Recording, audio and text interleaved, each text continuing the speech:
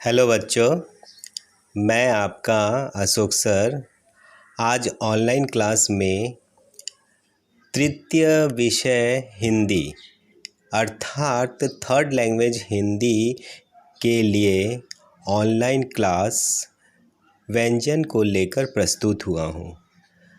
बच्चों, तुम्हें याद ही होगा कि इससे पिछली कक्षा में मैंने स्वर को तुम्हें समझाया था और यह भी बताया था कि स्वर 11 होते हैं और मैं यह भी आशा रखता हूँ कि तुम लोगों ने स्वरों को घर में बैठकर प्रैक्टिस भी किया होगा। आज हम ऑनलाइन क्लास में व्यंजन के बारे में जानेंगे और 3 पंक्ति में व्यंजनों की व्याख्या वर्णन करेंगे। पहले हम व्यंजन की परिभाषा यानी डेफिनेशन को जान लेते हैं। जिन ध्वनियों को बोलने के लिए स्वर की सहायता पड़ती है उन्हें व्यंजन कहते हैं।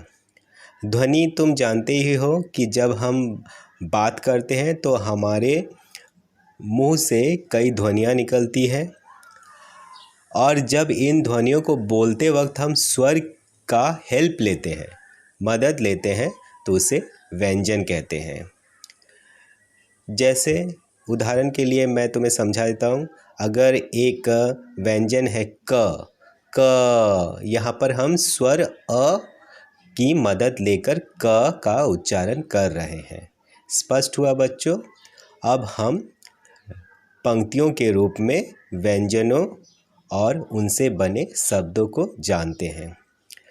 मैं तुम्हें यहाँ पर हर शब्द का अंग्रेजी अनुवाद यानी इंग्लिश ट्रांसलेशन भी बताऊंगा। क से होता है कमल और कबूतर। कमल मतलब तुम लोग जानते ही हो, कमल को इंग्लिश में कहते हैं लोटस और कबूतर को कहते हैं स्पैरो। ख से होता है खरगोश और खरल। खरगोश यानी रैबिट और खरल एक छोटा सा पत्थर का कटोरा टाइप का होता है और उसमें पीसने वाला एक छोटा सा पत्थर होता है जिससे हम मसाला, दवाई आदि को कूट सकते हैं, उसे खरल कहा जाता है। ग से गमला और गधा।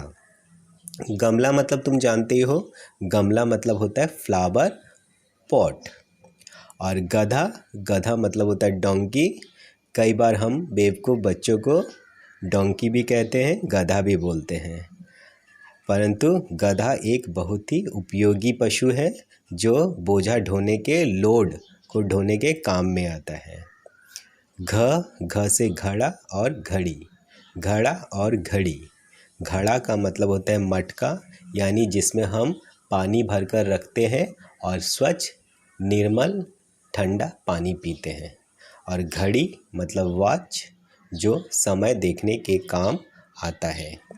अंग को हम खाली बोलेंगे क्योंकि इससे कोई शब्द नहीं बनता है, यानी अंग खाली। तो पहली पंक्ति में हमने क्या जाना? क ख ग घ अंग। इसको आप पहली पंक्ति में लिखेंगे। दूसरी पंक्ति में च से चरखा और चादर। चरखा जानते ही हो कि जिसमें वीपिंग किया जाता है, यानी महात्मा गांधी तुम लोग जानते हो, हमारे जो फादर ऑफ नेशन जो है, यानी महात्मा गांधी जो चरखा काटते थे। और चादर जो बेड में बिछाया जाता है, यानी बेडशीट। छ से छड़ी और छतरी। छ से छड़ी और छतरी। छड़ी मतलब स्टिक, तो कई बार बच्चों को डराने के लिए छड़ी की ज़रूरत होती है। और छतरी मतलब है अम्ब्रेला। कड़ी धूप और बारिश से प्रोटेक्शन के लिए, बचने के लिए हम छतरी का इस्तेमाल करते हैं। ज से जग और जहाज। जग मतलब होता है पीने वाला जग, जिसमें हम पानी को रखकर पीते हैं। और जहाज का मतलब होता है शिप, जो सागर और समुद्र में चलाया जाता है, चलता है, जहाज, शिप। झ से झाड़ू और झरना। झरना जानते ही हो, और झाड़ू, झाड़ू साफ़ करने के काम में आता है, घर में झाड़ू लगाने के काम होता है ग्रूम। और झरना मतलब होता है वाटरफॉल, जो बड़े बड़े पहाड़ों से झरना गिरते हैं और ये देखना बहुत ही अच्छा लगता है, वो दृश्य बहुत ही सुंदर होता है। यहाँ पर य अंग की तरह यह भी खाली होगा, तो यहाँ भी हम बोलेंगे य खाली। तो दूसरी पंक्ति में आया च छ ज झ य। अब तीसरी पंक्ति में देखते हैं ट से टमाटर और टोकरी। टमाटर मतलब होता है टमेटो, जो लाल लाल होते हैं। कई लोग इसे नमक के साथ खाली भी खाते हैं और यह सब्जी में इस्तेमाल किया जाता है, जिससे सब्जी का स्वाद बढ़ जाता है। और टोकरी का मतलब होता है बास्केट, बास्केट। बास्केट का मतलब होता है टोकरी। टोकरी में हम फल रखते हैं, सब्जियां रखते हैं, कई चीज़ों को रखते हैं। अब आगे देखते हैं ठ से ठठेरा और ठग। ठठेरा मतलब होता है बच्चों एक आदमी, जो ठठेरा का काम करने वाला आदमी क्या होता है, जिसके पास एक हथौड़ी होती है, हमर, जो ठोक ठोक कर अपने हमर से ठोक ठोक कर टीन के बक्से, टीन के सामान बनाता है। टीन का बक्सा, बाल्टी, टीन के सामान आदि को बनाता है, तो उसे हम ठठेरा कहेंगे। ठग, ठग मतलब होता है धोखेबाज, जो इंसानों को ठगता है, धोखा देता है, उसे ठग कहेंगे। ड से डमरू और डफली। तुम लोग जानते ही हो बच्चों कि ड से डमरू होता है, डफली। डमरू शिव जी के हाथ में एक वाद्य यंत्र होता है, जो डम डम करके बजता है और शिव जी के हाथ में होता है, जिसे डमरू कहते हैं। और डफली यह भी एक वाद्य यंत्र है, म्यूज़िकल इंस्ट्रूमेंट है, जिसे बजाया जाता है और कई गीत संगीतों को गाने के लिए डफली का इस्तेमाल किया जाता है। आइए अब आगे देखते हैं। ढ से ढक्कन और ढोलक।